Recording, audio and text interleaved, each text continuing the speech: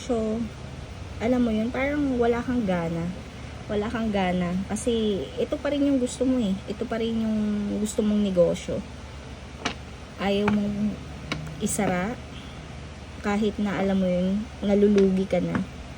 No?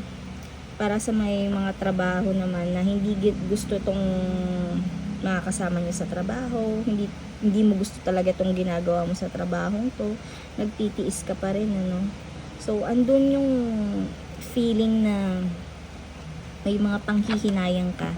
Bakit hindi na lang ito yung grinab ko dati? Bakit, alam mo yun, panay ganun na lang yung nasa isip mo or pakiramdam mo ngayong buwan na to regarding to your career and business or employment. So, meron ditong 3 of Wands. So, baka kailangan mo nang mag-decide. Kailangan mo nang